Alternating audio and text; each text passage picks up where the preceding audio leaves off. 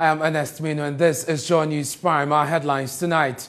Vehicles and Asset Union describe as treacherous and inhumane reversal of benchmark values as they appeal to government to introduce the fees in phases. We rather are blown overnight by this very treacherous 30%, 50% increment. We find that very, very unfair. 2022 starts with major industrial actions from UTAG and TEU as the government races against time to resolve the concerns of workers. Of members of TEU has actually run out. That is why this time around, NEC has to take a decision for us to take an industrial action if it has not been paid up to the 1st December 2021.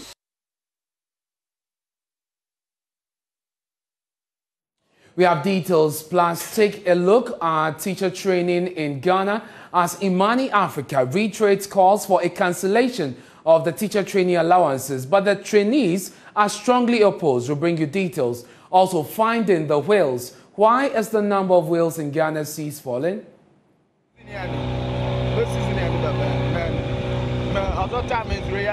This is supposed to be the season for the whales to come around. We used to see them, but now the big trawlers and those who use lights are killing them, so they do not come again. And coming up in business, public sector workers to enjoy 7% salary increments this year. We'll hear from the Employment and Labour Relations Minister. The beautiful thing is that we are moving on, and we had agreed that coming into this current year, the 4% will no longer exist, and that we are going to give workers a 7%, which is an increment of 4%. We are live on DSTV, channel 41, GoTV at 144. Stay tuned in. Thanks for choosing us because we are your home of independent, fearless, and credible journalism.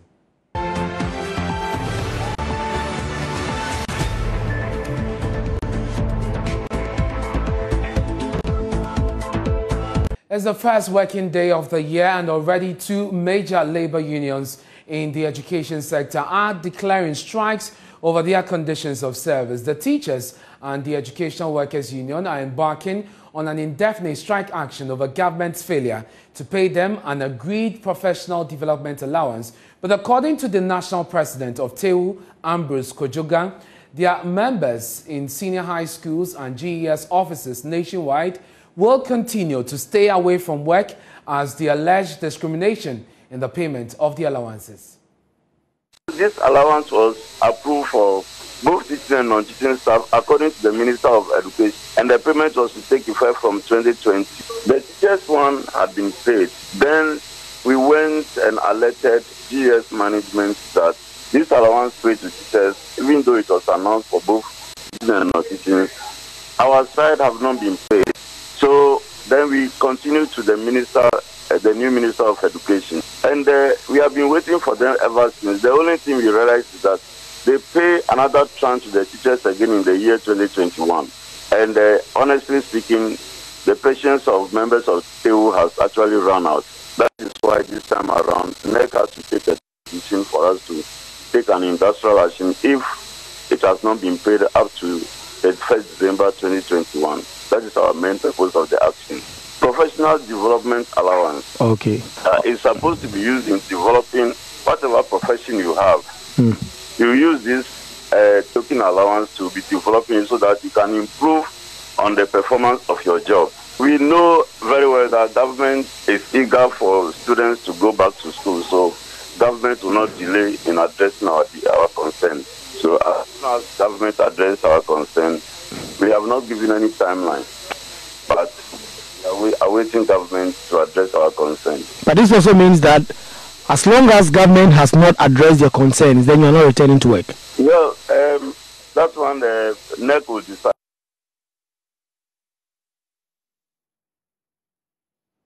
The University Teachers Association of Ghana, UTAG, will also embark on a strike action from the 10th of January following the inability of government and the unions to agree on their demand to pay entry-level lecturers $2,084. According to President of the University of Ghana branch, Dr. Samuel Nkumban, government has failed to resolve its concerns despite several meetings last year. is a strike that is pending. UG-UTAG was going to go as a first step ahead of the national declaration. You will note that it was in November of last year that the National Executive Committee of UTAG issued a communique in relation to some conditions of service that government had failed to meet, and some timelines were given that by close of December, if those were not addressed, then of course we were going to be going on strike in January. And so UTAG UG rescinded a decision to go on the 3rd in sync with what the National Secretariat had decided, that as from the 10th of this month, we all are going to go on strike nationwide. And so UG's is kind of suspended, so to speak, in sync with the fact that all of us have agreed that from the 10th of January, if we do not hear positively from government, then there's a nationwide declaration. Right. We know that you had a series of meetings when you suspended your strike, and then later on when you wanted to declare another with the Education Ministry. Has there not been any progress at all in terms of those meetings? Well, unfortunately, no, because the reasons for which we suspended the strike hinged on the promises of having to get the labor market survey completed by 31st October.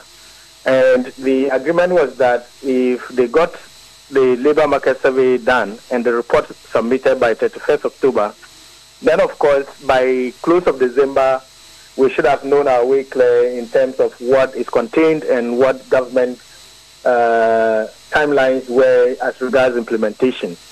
As we speak, we have not been able to secure a copy of the report, despite our understanding that the report has been submitted. The Education Ministry says they're working to avert the impact of the strike on the education sector. A spokesperson for the ministry, Kwesi Kwarteng, says the government is still on the negotiating table with the unions to resolve their concerns. I was in the negotiation table when we agreed with the leadership of UTAG. I mean, you recall, if you look at their research component of the book and research allowance, initially it was an A amount. As I speak with you, it's over 300% increase. I'm not saying that that is satisfactory, but our conversation, even beyond what we agreed, was premised on the fact that government, through the statistical service, was conducting the market premium survey. And after that, the rest of the conversation will go on. That was the entire position of the leadership of UTAG, of course, the national UTAG. Then again, we see a chapter of the UTAG who, I mean, for the purpose of this conversation, I'll fail to mention. And then at the end of the day, we are seeing another chapter, just probably a single. Of course, their concerns could be legitimate, but I mean, that's why we are there. We will listen to them and we'll address it. Recently, CETA2 also came out with their concerns. Of course, I mean, they spoke about the disparity because now that they have also been promoted to the tertiary status, they also spoke about the disparity between their conditions of service and their friends who are lecturers. And of course, I mean, the Honorable Minister for Education said, yes, your concerns will be well addressed. We are currently sitting at the negotiation table and also talking. Let's go to the phone lines now and speak to the Executive Secretary of the National Labour Commission, Ofosu Asamoah. Thank you very much, sir, for your time here on Joy News Prime. TEWU is embarking on a strike over unpaid professional development allowance. Has this come to your attention? Yes, it has. They gave us the notice of their intended strike and their reason for doing so. So we think that the letter will be immediately route to their employers, that is the ministry and the agencies concerned, in the demands that they have stated, to urge them to resolve it and to apprise the commission on what they are doing to resolve it, to avert the possibility of the declaration of the industrial strike, which they intend to embark on tomorrow. So I was told by the Minister of Employment, that the deputy, that the ministry and the government side were engaging them on it. So we proceeded on the holidays, and we are back today, and we are hearing that we are going on the strike tomorrow. So that is an indication that the problem remains unresolved. In the circumstances, the chairman of the commission has directed that the government side, the ministry agencies, and the union be invited to the commission so that we attempt a resolution. But to a bit more specifics, they claim that teachers have not been paid, have been paid the same allowance, but they haven't, and that for them is discrimination. How is that if this has come to the NLC already? That is why we are calling them to come, so that if it is true that they have not been paid, or if there is any form of discrimination, then the commission will direct for the rectification. So until they can be correct, we only have the notice of the allegation which we referred to the ministry and government. So whether it has been resolved or not, whether the resolution was right and satisfactory or not, will be determined by the commission when they appear. Let's talk about UTAG now. They are also embarking on a strike from the 10th of January. This was a major issue in 2021. Why has this still not been resolved? You see, that of UTAG is a bit, because the leadership of UTAG, the national executive, went into some form of agreement with the government, and they seemed to be on the road. However, UTAG University Ghana said they were not in agreement for the national executive, who have the mandate to negotiate on their behalf, have agreed on, and that they were dissociating themselves. That makes it a bit complex, because UTAG Ghana is made up about 16 public universities. So I am thinking that if they will have to agree to that of UTAG Legon, then the next time is UD, the next time is UCC, UPSA, USC, so on. It's a bit complex. However, it has, I cannot say that because we suspect or we are forced to say this is wrong, it will not be attended to. The committee are taking duty, and we are taking steps to have the matter resolved. Hopeful this will be addressed before the 10th of January? Oh, certainly. It should be. It should be. Thank you very much. I don't think it's a difficult thing for the committee to do, except that you also urge the UTAG University of Ghana and any other body of the youth, that's the body, which intends to make such declaration. In fact, if there is a disagreement between you and your national executive or any other body doing anything on your behalf, you are unable to resolve it now. You will refer it to the commission. But this declaration of strike here and there, within the first week of January, just after the break, CTAG, UTAG, NSSA, TEWU, eventually, I think the whole of the educational sector is, going down. And I don't think it is good for the country. At the end of the day, who are there? Who are in the university? Who are in the secondary schools? Who are in the training colleges? They are all children. And later, the matter is resolved. The strikes are called off, and now you have to do extra time. Yes, you can do the extra time by teaching for 4 hours. But will the children also have the ability to absorb what they could have done in the, 45 minutes now, we pass it on them and so on. So they'll tell you that, yes, we will make some time, do extra hours. Extra hours you can do. But what about the absorption? And at the end of the day, what type of gadgets will be produced onto the market? And what will be their contribution to the economy if they are really equipped with knowledge and experience? Very well.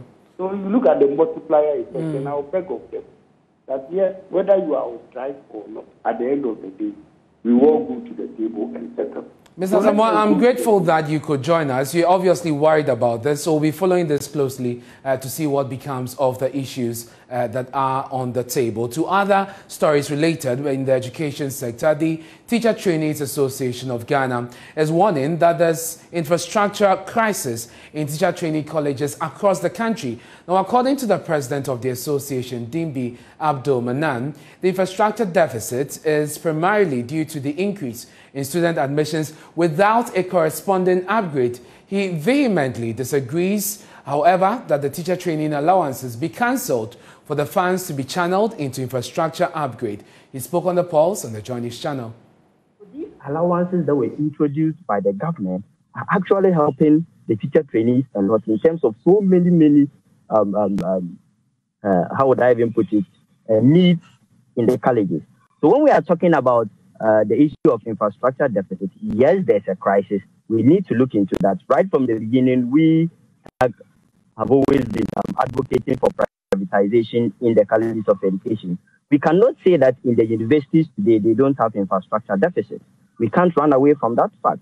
We cannot say that in the universities today, they don't have people applying, and the numbers they are picking through does not tally with maybe the numbers at now is improving upon the infrastructure deficit in the colleges of education. Now, my whole issue or challenge I have with this whole thing is that, you see, the VET system was introduced in 2018. Now, policymakers who saw the need for colleges to be upgraded from diploma to degree should have looked into all these things. You don't go into a policy that you want, in the process of you going into the policy, you are now amending things of the policy. It's not done that way. Once you roll out a policy, you should know that in the future, the colleges can only accommodate 2-year groups. So once the colleges can only accommodate 2-year groups, what should you have done back then in 2018? You should have started preparing for 2022, where we would have the 4-year batch on campus, and there would be pressure on the infrastructure we have in the colleges. So basically, we are in a crisis when it comes to the infrastructure deficit. But for the cancellation or the scrapping of the allowances, we as an association do not side with such opinions when it comes to such discussions. Thank you very much. Let's stay a while longer on education, because President Akufo-Addo says his government is making efforts to build 10,000 affordable housing units for teachers in the country. Beneficiaries will have the opportunity to access the facilities either on mortgage or on rent basis. According to the President, the Ministry of Works and Housing is already engaging the various teacher unions on modalities of the initiative. Nana Ojima was at the 6th Quadrennial National Delegates Conference of NAT and filed this report.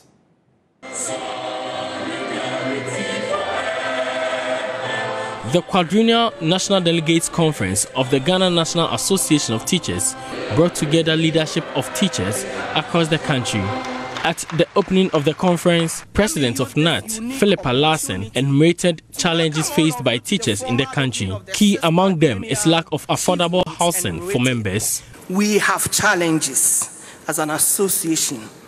These include affordable housing scheme for our members, poor and unattractive working and living conditions of our teachers, low female participation in decision making in the association, weak flow of information to the grassroots of the association, and weak monitoring and evaluation at all levels of the association.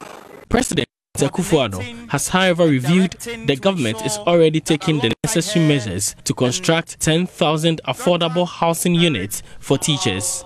The initiative, spearheaded by the Ministries of Education, Works and Housing, as well as the teacher unions, is expected to come with a subsidized loan program for the beneficiaries. 60 years ago, being a teacher, even a pupil teacher, was a respectable and fulfilling job. And a teacher could build a decent house through his or her salary alone. Unfortunately, we cannot imagine such a scenario for today's newly qualified teachers, or even teachers who are near retirement. This is not good enough. And that is why my government remains committed to the development of affordable housing for teachers all across the nation.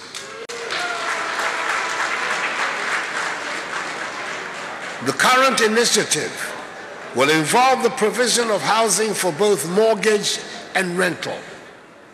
I'm fully aware that one challenge facing teacher ownership of homes beyond finance is their inability to purchase homes where they intend to retire.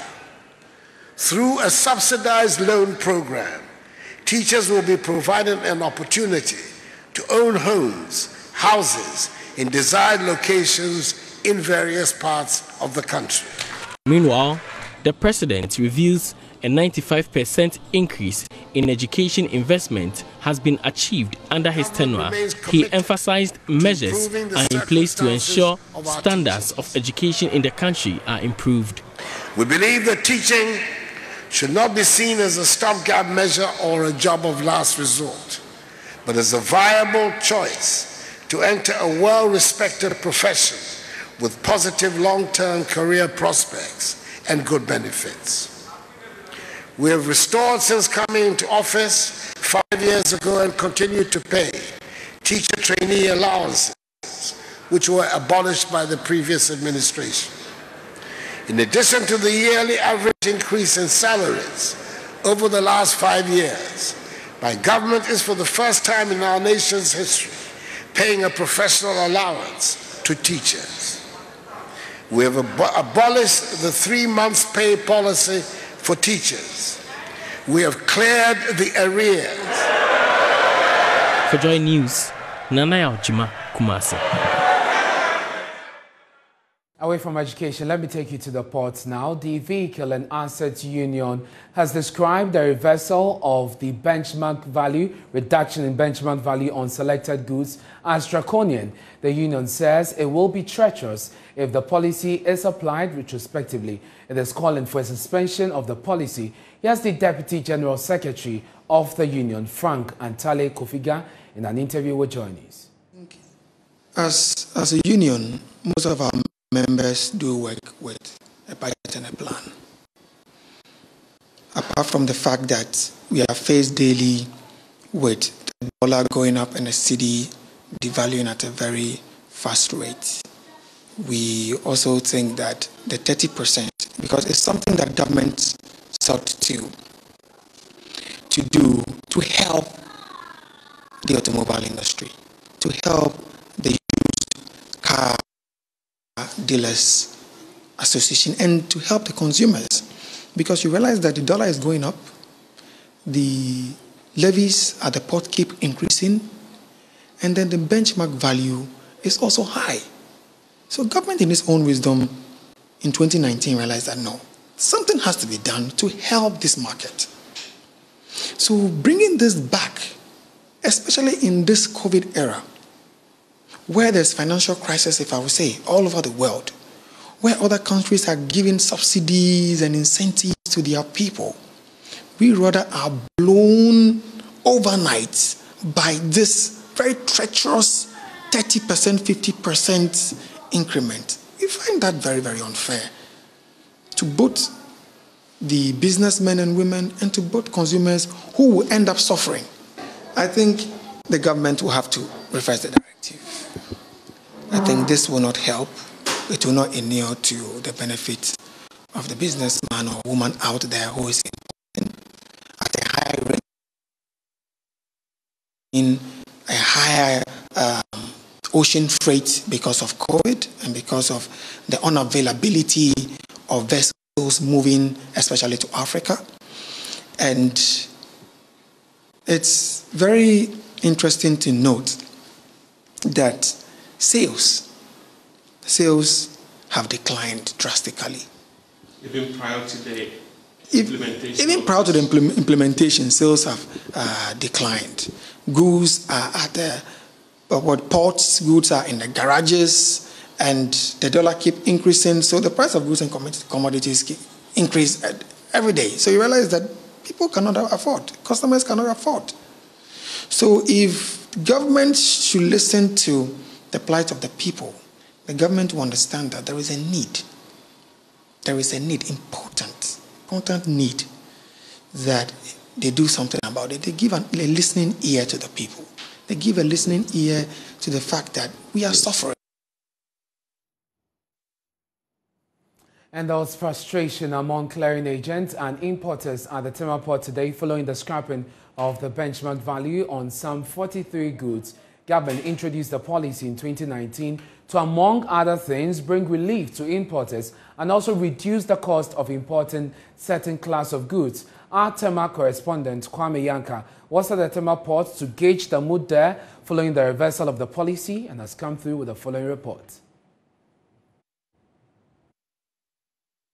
Freight forwarders Alex Isiama says although he's not against the reversal, government is implementing it in a rush. Why couldn't we have planned it in a way that we won't have this kind of effect. It is a bit worrying when the government wants to do something and then it's just coming, like within 2-3 days or within a week, just a week. This is an international trade. It is not something local. It is an international trade. And some people might have gone out there to, arrange shipment down to Ghana. Some vessels can take more than a month to get here. The shortest you can get is about 2 weeks. So if this policy is coming, at least that, those kind of things could have been taken into consideration. Importers and Exporters Association of Ghana says government is being insensitive. Samson Asaki Awingobit is the executive secretary. Today is the only first working day of the year, and for the person to go to bank today to pay the duty and go to the port and take his container or his cargo, and the system say no. Somebody who had seen a BOE, and because we were in a holiday, the person came today, he has seen that person has worked on it, it hit its desktop, then it wants to accept it so that they can go ahead to print it, that they can validate it so they can print it and go and pay the duty. And customs say, the GRA is saying no, because one has to go back and re-entry onto the system for them to recalculate and to include the benchmark values before one can go ahead to print out the document and go and pay duty. I strongly believe that the kind of hardship that the government through GRA have put on the business community today is not the best. As we speak with you, since in the morning till now, nobody can pay duty, nobody can clear, nobody can go to the port to take anything. Meanwhile, Executive Director of the Center for International Maritime Affairs, Ghana, Albert Fiatui, thinks government's decision to scrap the benchmark value is in the country's best interest. Stakeholders are hopeful that government will take additional measures to alleviate the suffering of consumers due to high duties on imported items. Let's do more on this. Let's go to Zoom and speak to the Executive Secretary of the Importers and Exporters Association of Ghana, Asaki Samson Awingobit. Thank you very much for joining us here on Joy News Prime. It must have been a difficult day for some of your members. Tell us how this will impact your business. All right, thank you very much. Can you hear me? I can hear you loud and clear, sir. All right, good. Thank you so much. I strongly believe that you have heard from your reporter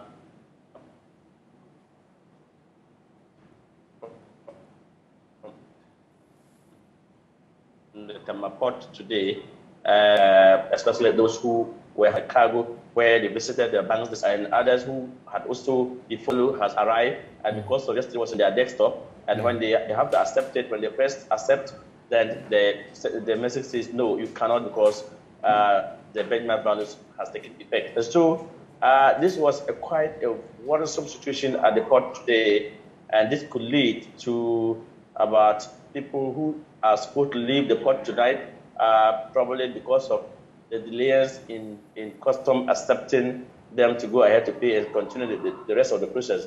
This may lead for importer to end up paying demurrage and rent, and this is going to be additional cost, which could have been avoidable if custom have done the right thing. Some of these other stakeholders at the port have described the retrospective application of the benchmark relief, the reversal, as illegal. What is your own position on this? Well, quite strongly, even in custom management, if you go and ask the Commissioner General what is benchmark values, I'm not sure he has any law to back his argument. The issue is that the Ghanaian customs have decided to tag and give hang a dog and give it the bad name by saying that importers come to Ghana here and come back with their own values instead of they presenting the actual transactional values to custom. And so they have a place, custom has the thing called trade price data, where they go there to check their data, and based on that, if you present your transactional value for, let's say, a commodity that's costing 100,000 Ghana cedis or $100,000, then custom will tell you that no, this commodity, they have a site that they want to verify, and it's costing you 150,000. So they will calculate duty based on this 150,000. I think morally and legally it is wrong for custom to have been doing this. And so it has come to stay, which we think that we have to fight it now. That benchmark value, there's nothing like benchmark value in this world. Ghana Custom are also a member to the WTO and the WCO. Ghana is a member to the WTO. Ghana Custom is a member to the World Custom Organization. Then so whatever convention, whatever being the best practice should be done elsewhere, should be done in Ghana here as well, because we sign these treaties. I see no reason why if you go to other countries and you present your transactional values, custom in that country will accept it as special duty based on that for you to pay. But when they come to our jurisdiction, our part of the world, when an importer presented his or her documentation, customs say no, and we have a place to check, and we are based on that, they will compulsory at force use their values to assess for an importer to pay, crippling the importer, making the importer. It looks as if, and we are very much aware that to start a business is not easy. Government doesn't give money to any importer to do business in this country. And if the person is doing the business, he's also paying duty to support the development of this country, yet you call the person a thief. This is what it means. So strongly, I for once, think that this benchmark value, we need to see where is the law backing this benchmark value that custom is talking about or the government is talking about. And you talk about fighting it at this time because you think that it's illegal. Is that an indication that you're going to take this up in the court? Of course, yes. In so many ways, we are going to demonstrate vehemently to the government that this, in any case, we just came out from Christmas, right? Ghanaians are supposed to start paying school fees, are supposed to, our children who completed universities, SS, and they have to go to universities and colleges. Parents will be paying fees, they'll be buying items at this point in time. This is the time.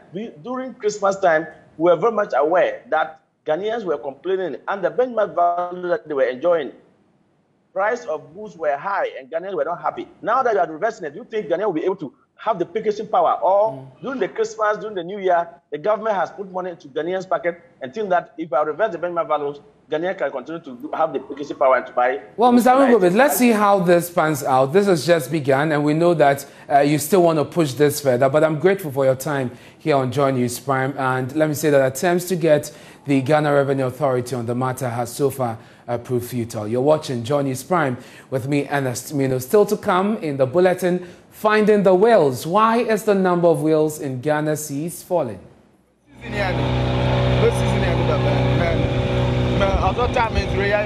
This is supposed to be the season for the whales to come around.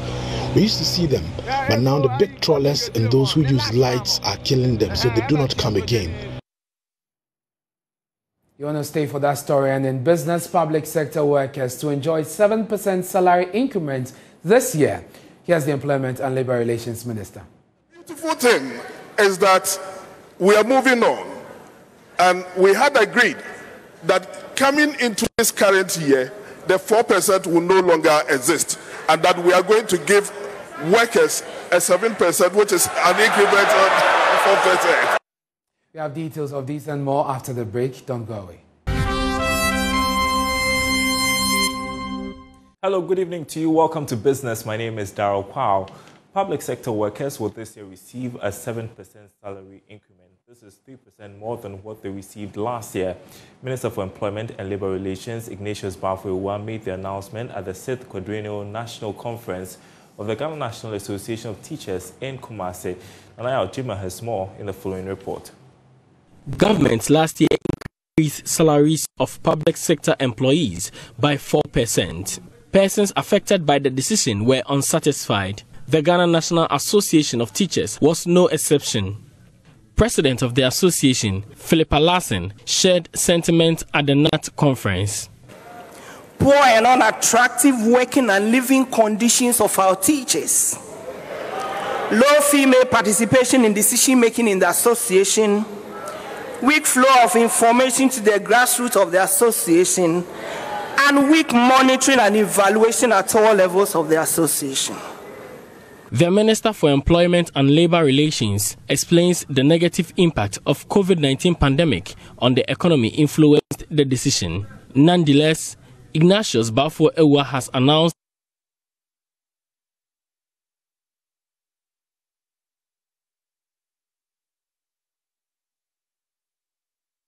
the beautiful thing is that we are moving on, and we had agreed that coming into this current year, the 4% will no longer exist, and that we are going to give workers a 7%, which is an increment of 4%. That should be some great news for public sector workers. Now, it may take up to 5 years before the practical gains of the Continental Free Trade Agreement are realized. That's according to Executive Director of the Africa Center for International Trade and Development, Isaac Hubert Arthur. Countries are far behind following the implementation of the trade deal a year ago. The slow start is largely blamed on the effects of the COVID-19 pandemic. Mr. Arthur earlier spoke to me about the challenges member countries are grappling with. So, there has been the issue of, for instance, there's the issue of infrastructure that needs to be put in place. Countries, for us to be able to have a continental single market, comparable to that of the EU, you need to have certain infrastructure in place, which enables, even the transportation of goods, the movement of people to be very less stressful, than it is. You can tell me, if I'm traveling to any part of Africa, sometimes I have to go through Asia before I get to Africa. If you move goods from Ghana to Nigeria, it may probably pass through Europe before it gets to Nigeria. This is not, a good system where it will fast track and help the speedy implementation of the AFCFTA. So that needs to be fixed. So infrastructure is key. We need to focus on how we can make, travel within the African continent less problematic than it is now.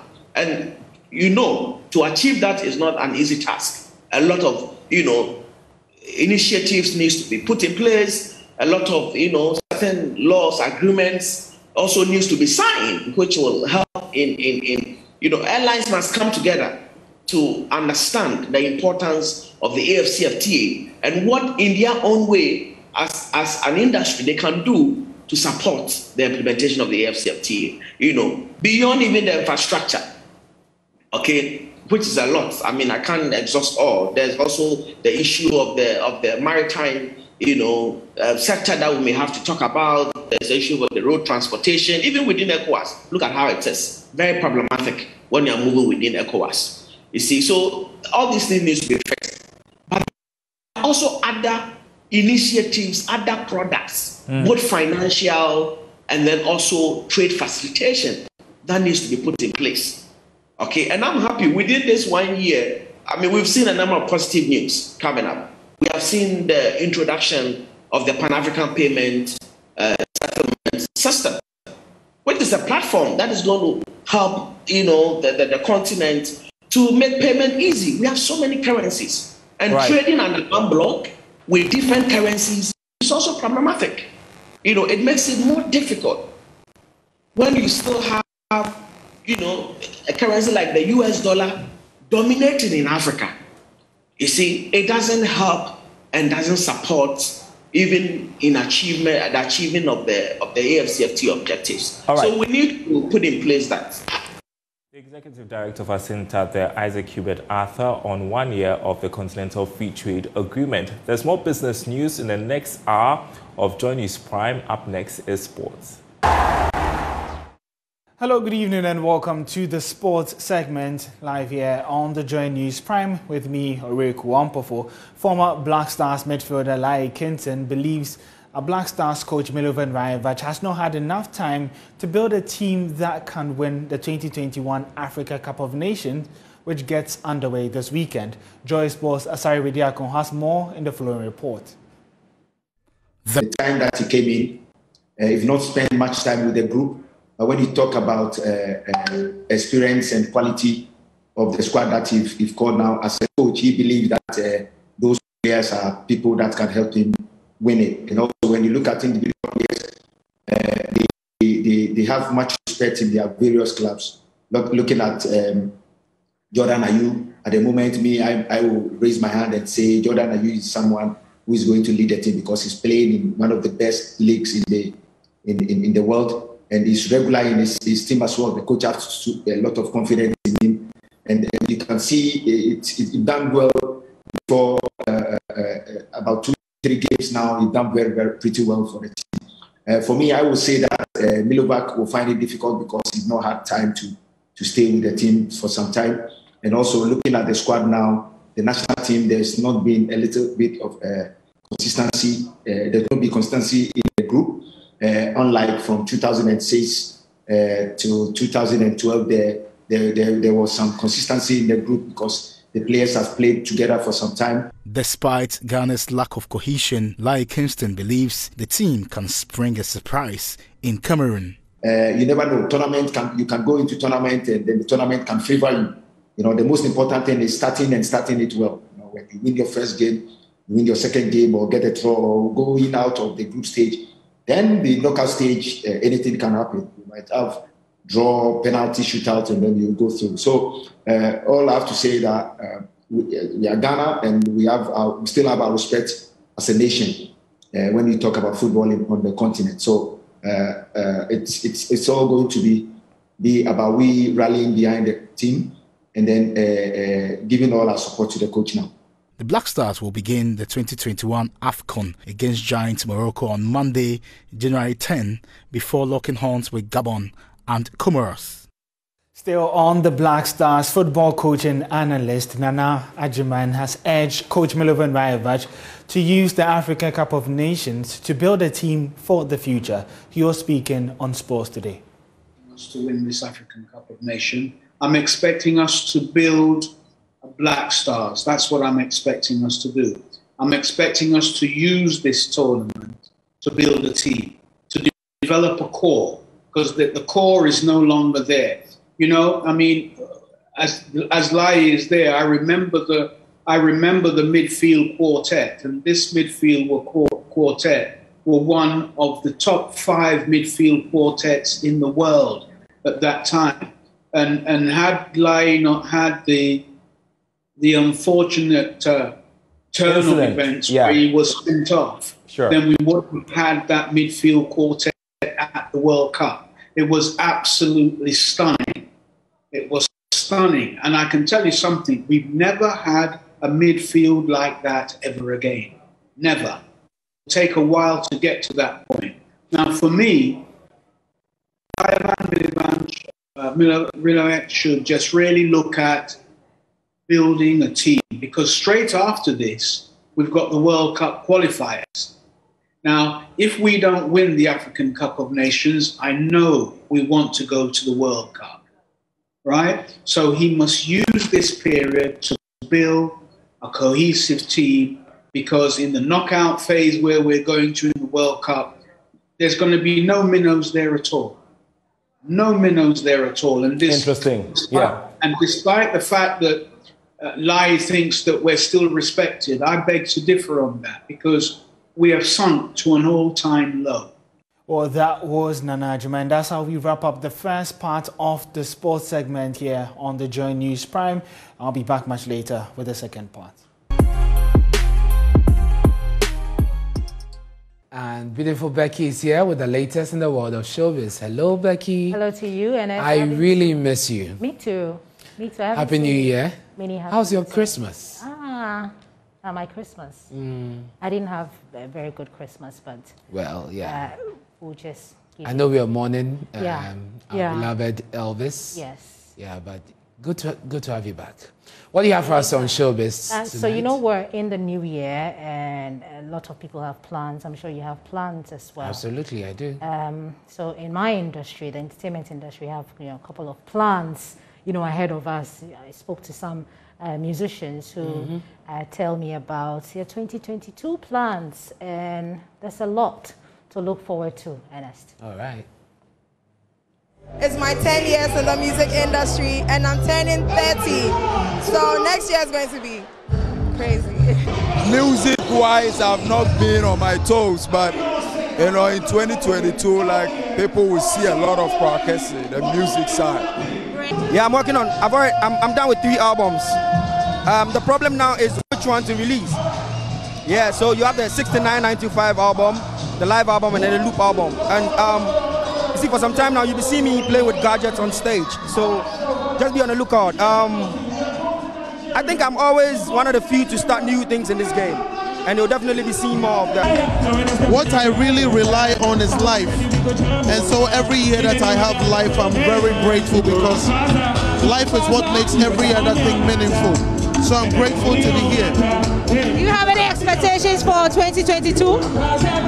I put all my expectation in my maker because I can propose, but he will dispose.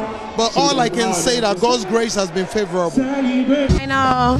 You know, the thing is, we're working on something amazing, and as soon as it becomes what it is going to become, you guys are gonna love it. I would say I've been working on the project for a while now, UBAB, so because of that, I haven't really been out there. But yeah, Charlie, 2022, a shower season, so we go there everywhere. Yeah, grrr. Yeah, I have a lot of projects I'm bringing up. It's charity shows, charity programs to bring. I don't want to say anything. I want them to recognize me with a lot of young talents have blown in Ghana and mostly have done underground work. So I simply want to, elevate that and make it happen. Interesting views. I mean, plans there. So we're looking forward to all of those plans. And Miss V, she turns 30 this year. That's interesting. Yeah, so cute. I'm looking forward to the whole celebration as well. That'll be your showbiz. Thank you very much, Becky, for bringing us showbiz. We have more stories for you after this break. Stay with us.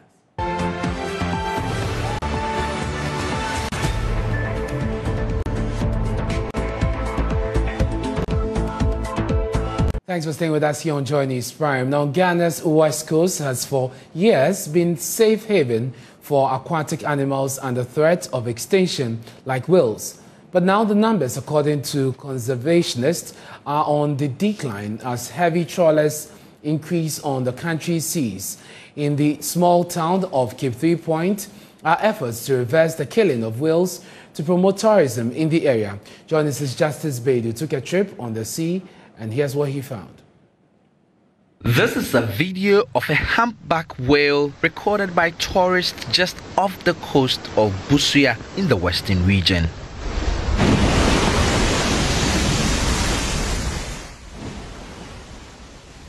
It shows the huge mammal jump several times, diving back into the ocean. Its heavy weight causes a splash. It is a sight to behold. A lot of whales come to the shore here, especially between August and September. Around that time, the sea becomes warm. With that temperature, they come closer to the shore, and it is beautiful to watch.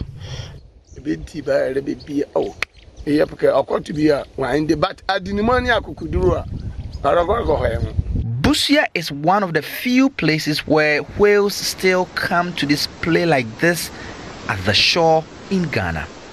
But now they are dying, and in their numbers. They are still here, but not as many as they used to come. James Quayson has been a fisherman in Cape 3 Point for years. Last year, he left the job because his fish catch had dwindled so much, going to sea no longer made economic sense. Akwesi McLaren has been organizing whale watching tours in Cape 3 Point for years. Different oil leaks coming from the oil and gas are definitely a threat. I've spoken to some people with the oil and gas, and they said, well, with this kind of work, there's always a threat. After, it's a question of how quickly they can respond and contain the problems. Also, we have had some different trawlers that have happened in the past, which I've seen less activity of as of now, and the way that their fish catching techniques, which aren't necessarily following the legal practices, those kind of things can also be wounding, for example, the whales. I am on the sea with people who still fish here, like 35-year-old John Yankee, trying to find a whale. We have been traveling for over an hour and already done 10 miles on the sea. We do not find any whales, to our disappointment. John says this is strange.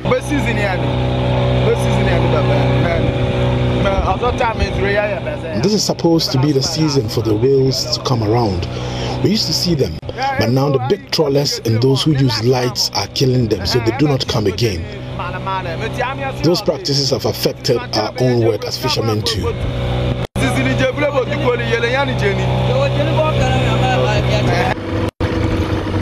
Wow. Last year alone, more than 80 whales were found dead on the beaches of Axim, which is only a few kilometers away from Cape 3 Point. Local fishermen here fear their job is on the line, and along with it, the lives of many whales who used to be a spectacle to watch on these coasts. Justice Bedu, Joy News, on the seas in Cape 3 Points. The family of the Lands Commission staff who went missing in August last year say it can only be satisfied with police investigations into the case when their relative is found. The family is happy with the work done by the police leading to the arrest and detention of Dr. Wilberforce Agri, a lecturer at the KNUST and husband of the missing Rhodalyn Amoah Darko. But they want the police to push harder in finding their relative. Ohime Interior of our security desk, who has been on this beat, has more in the following report. Mrs. Rhodalyn Amoah Darko, who turned 33 on January 3, 2022, and her husband have been married since September 21, 2013. Blessed with 2 children, the couple have lived happily until September 2, 2021, when the husband, Dr. Wilberforce Agri, reported the disappearance of the wife to the KNUST police. There are reports the couple had marital issues which might have degenerated. While not ruling out such reports, the family says those marital issues did not come to its attention. At first, when we heard it, we didn't believe it. This is somebody we trusted so much. And because we trusted him, that's why we gave him our daughter to marry. But he also never ever came to the family to tell us that they are having problems in their marriage. He never did. And this is what is beating us. Why is it that now he is saying all sorts of things about Rhoda? He never ever, before Rhoda got missing, told anybody in the family that this is the problem we are facing or this is the issue we are having. The whole thing seems so strange. And until he speaks, we will not know what happened to him. For him to do such a cruel thing, such a wicked thing. If you don't want her, bring her back to us. Why do you kidnap her? According to police, Dr. Wilberforce Agri used the missing wife's phone to send text messages to relatives and friends about her supposed kidnapping from a spot near the suspect's home on KNUST campus. Police also alleged Dr. Agri, who is standing trial at the Asokwa District Court, authored a kidnapping note found in the vehicle of his disappeared wife, demanding payment of ransom. The shocked family members say they first doubted the police revelations. Charlotte Aqua is a family spokesperson. We didn't believe. We all cried when he was arrested. But then after they did the investigations, we were told that this is what they have found. So now we all believe. We all believe that he is responsible. But the family says it will not be satisfied by police efforts until their disappeared relative is found. From our side, we are, expecting that the investigations that have been done will lead us to get our daughter. So as up till now, we haven't received her. We are still not satisfied. But that is not to say that people haven't worked or the police haven't worked. We know they have done their best. For example, they have, uncovered that the text messages and the phone calls were all done by this man. And recently, we also heard that even the letter that was in the vehicle was written by this man. So definitely, they have done a lot. They need to make him to talk. Not until he tells us where the wife is or my daughter is. He hasn't talked. That is the only talk we are waiting for. Reporting from Accra for Joy News, Ohime Interior.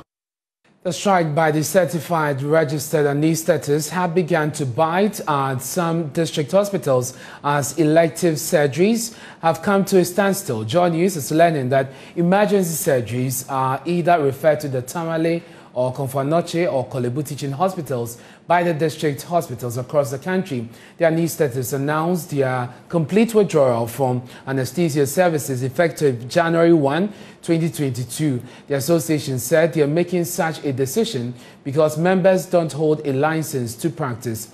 A breast cancer patient, Aminatu Ibrahim, was scheduled for a breast surgery at the Walewale Government Hospital, but the operation failed to come up because of the strike. President of the Certified Registered Anaesthetists, James Inwisangra, tells Joy News the Ministry of Health as well as the Medical and Dental Council have not made contact since the strike began. He gives an insight into the impact of the strike at the various hospitals.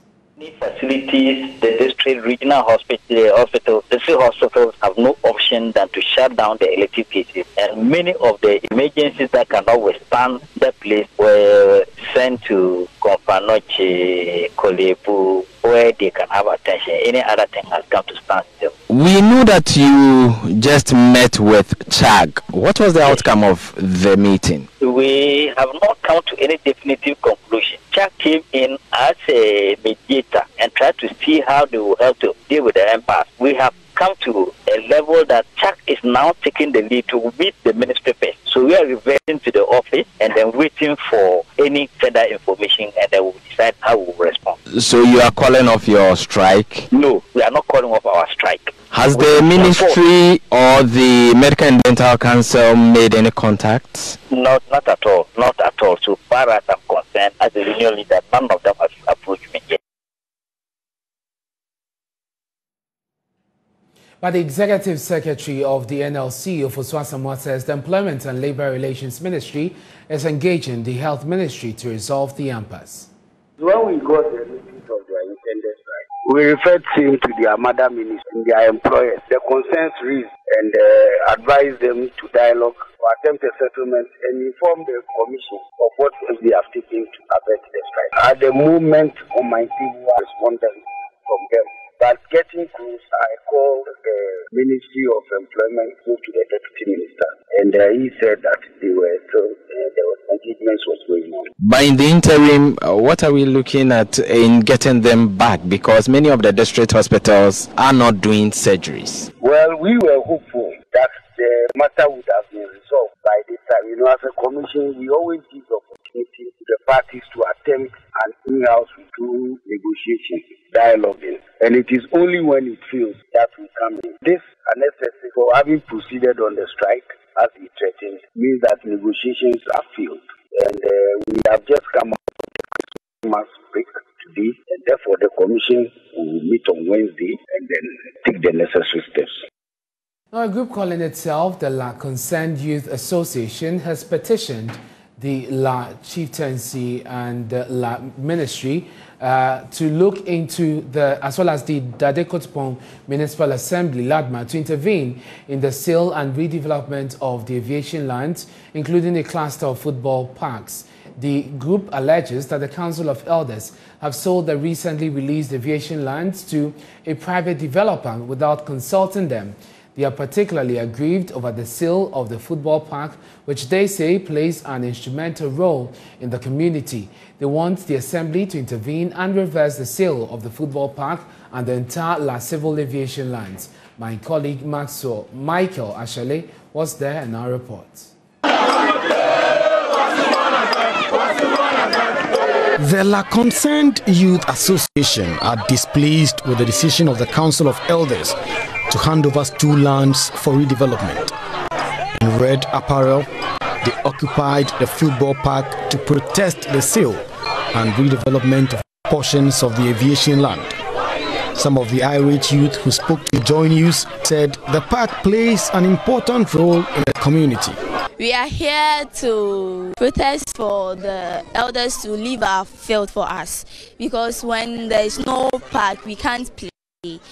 And when we don't play, majority of the kids will tend to truants and destroy the country. if you are selling this park, the kids, where will they play at? They'll go to town and be playing and start smoking and things. They must not sell this park. We are begging them. They should leave this park for us. They can keep the rest of the land, but this side of the park. This park has produced a lot of Black Star players. We're talking of Tekpete, we're talking of Bensiana, Samia, Jonathan Quat, a whole lot of them. Where would they be today had they not been this park? The question is, when this park is sold or is being sold, where are these kids going to play football? So we are pleading to them. We are not in competition with them. They are the kingmakers, they are the elders. We have no competition with them. All that we are pleading is they should leave the park for us and do whatever they wanted to do with the rest of the land. And that is the only park, public park, that is available now. In La, we don't have any other park again. The agitated youth marched to the Ladadi-Kotepon Municipal Assembly to present a petition.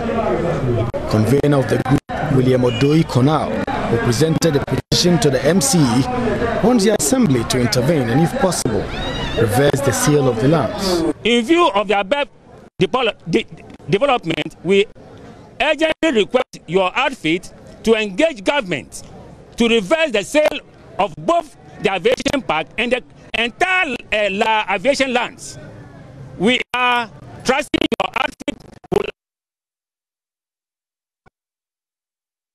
and the importance it deserves.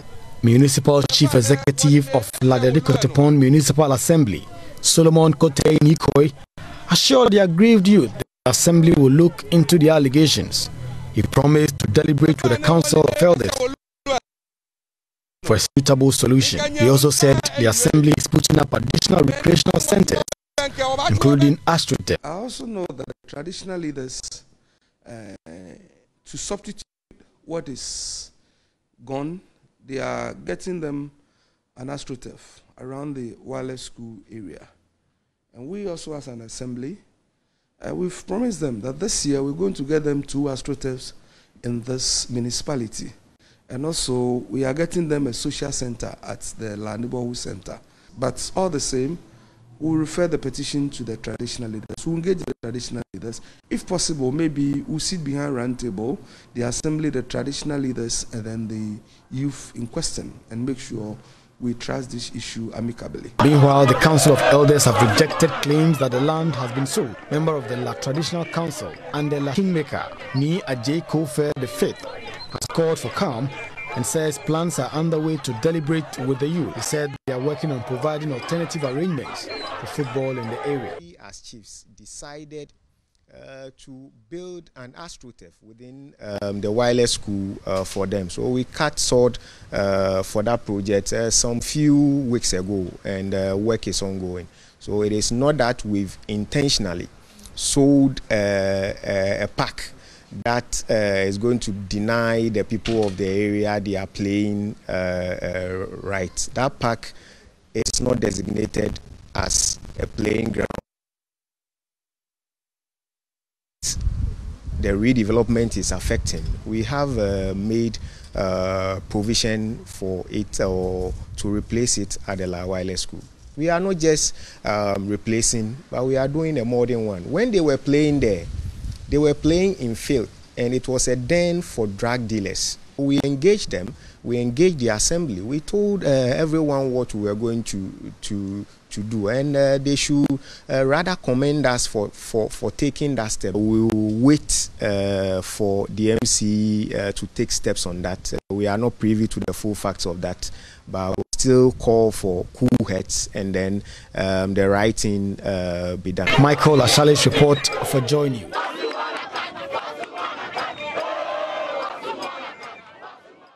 Away from Accra, let me take you now to the Ashanti region. They were established as a place to reform crime perpetrators in society. However, the overwhelming numbers of suspects and convicts have rather made it a living hell, ranging from insanitary living to pouncing on unhealthy meals.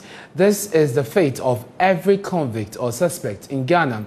Living conditions in majority of Ghana's prisons are more torturous than the hard labor the inmates endure.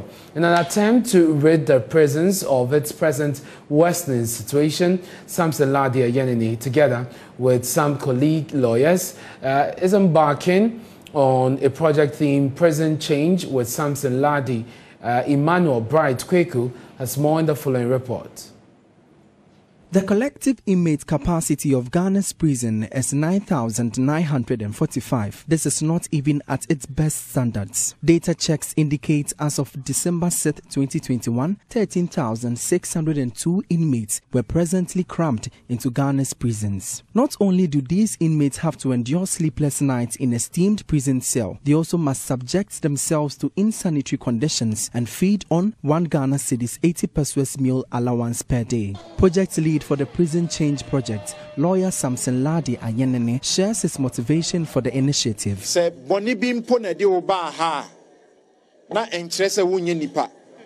The Constitution has made provision that you are not subjected to inhumane treatment even if you have perpetrated a crime. You shouldn't go through degrading and inhuman treatment. My team and I will ensure you don't leave here the same. Also, we will make sure you are equipped with vocational skills.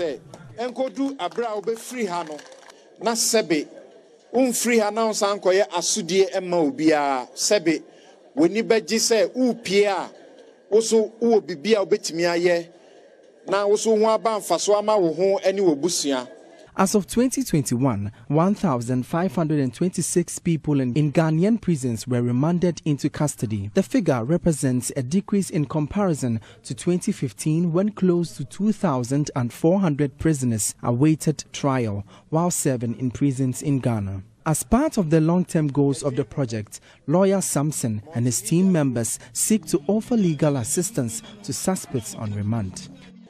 My name is Namfo lawyer for.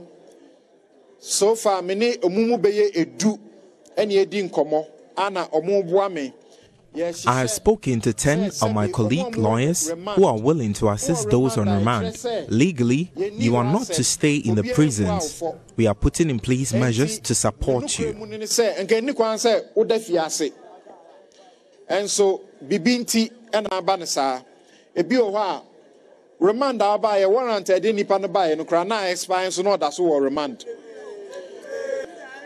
Yeah, a lawyer for no be ebe tu omo esi ho na sebe umredu senke yedu uko court ya amfa anko court ana sebe uni lawyer ni enti na unhu se ne obeka wa asem kakra bia ebetua ya aboa wo no ye beboa na de aka wa asem na wa asem no etu atwa. The project team, under the Follow Me to the Prison This Christmas event, donated toiletries, food and medical items to the Kumasi Central Prisons in celebration of the festive season. From Kumasi for Joy News, Emmanuel Bright Kweku reporting. And we stay in the Shanti region because it was all joy as hundreds of families assembled at the Plush Ratri Park for the fun-filled Love and Insure FM family party in the park. The event filled with games, arts and dancing sessions for children and their parents lived up to the billing of fostering and renewing family bonds. Love FM's Mona Lisa Frimpong was at the event and our reports. Welcome to the Kumasi Ratri Park, where the 2022 edition of the Love FM Fright Hall family party in the park is happening. Well, when I got here, I was taken aback a little because of the number of people here. This place is absolutely choked. Now, you can see lots of families around, and I'm walking out to a number of them to speak to them. Hello, Mommy. How are you? And I can see you are really having fun. So what made you choose no other exciting place to be other than this particular place? Oh, we love our own and we cherish it well. That's why we are here today. And then many pa or Ratri Park. Games se wahano, me man intimi kwa India grono. Me man atwa me wasiano. And I mean, you are my friends so bad. I'm workers, but I'm not sure when you are. I feel adom na enso ya asumdwem se ato ya asumdwem a ya be ye ni say ya afibia be ko to say ya party asesa to sa na edi sa. Actually, I don't have kids, but you know how the environment be, you know. I think next year I will impregnate 4 kids, 4 ladies, and I'll have 4 kids.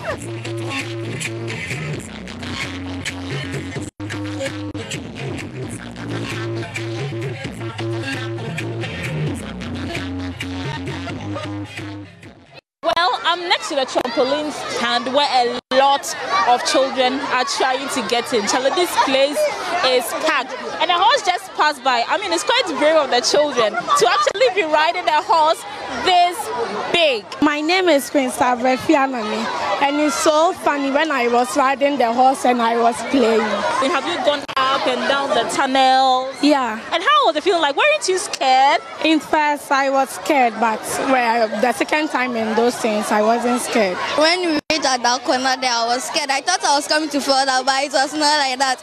When I came back, it was like, hey, this one is fun, Papa. So you have seen the fun, everything exciting right here at the Kumasi Rattray Park, where the Law FM Frighthole Family Party in the Park is happening.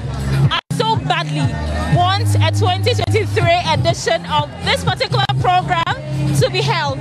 From Kumasi for Joy News, Mona Lisa Frimpong reporting. Johnny, it's Prime. We're taking a break. On Worry 10, we have more stories for you. Please stay with us. Hello, welcome to Business. My name is Darryl Kwao. Industries are upbeat about the reversal of the policy on benchmark values for some imported goods, which took effect today. The policy was to help reduce the cost of import duty on those selected items, but the Association of Ghana Industry says this new directive will drive employment creation by manufacturing industries as well as put them on a sound footing. Greater Accra Regional Chairman of the AGI, Chonam Akwelo, has been reacting to concerns by the Ghana Union of Traders Association that consumers will be negatively impacted by government's directive. It is important to clarify that what we're asking for, it's a postal-specific review of a policy. Mind you, before this policy was introduced, there was a regime. What is happening from today is that we're just going back to that regime. So nothing new necessarily is happening. We're just going back to a regime. When the 50% benchmark value was introduced, market women did not reduce the price of goods and services. The benefit actually went to the importers. So what is going to happen now is that those importers may suffer as a result. And we all, as Ghanaians, buy from the same market anyway. But it is important to make the point that for any society to develop, we need to grow industries. We need to expand industries. We understand that it is easier and cheaper to import finished products. But why do you want to make your country a dumping good for finished products? We need to begin to produce in order to develop and employ more people, as it were. I agree with you on that point that we can't continue importing stuff. Well, Guta, in that interview, said it was willing to engage with government and the AGI to see if there can be a compromise. Is the AGI looking forward to this engagement, and what sort of compromise can be reached at this point? Well, we actually have a continuous engagement with government on these matters. These are continuing processes. So we look forward to continue to engage government. The window I see is that we are asking for those products that are manufactured locally, that we can supply the country. Those products should be protected. It is only proper. Everywhere you go in the world, once the country developed, productive capabilities, like cables, we produce cables in Ghana. These days we produce sanitary pads, even rice. We have rice and so on. We need to be able to protect our people and create more jobs for our people. So that's what we are asking for. We're not asking for wholesale implementation of policy. So if you don't produce something in Ghana, it makes sense that they receive rebates and discounts.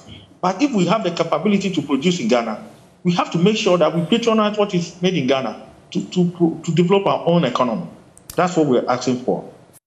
Now, Social Enterprise Guba has revealed that there is an ongoing dialogue with government to facilitate the establishment of businesses of Ghanaians in the diaspora. According to its president, Denta Amoateng, the country can make good use of human resources in the diaspora. However, she emphasizes that government needs to provide a thriving business environment for them to return to the country. Mrs. Amoateng spoke to Joy Business after a meeting dubbed Diaspora Conversations.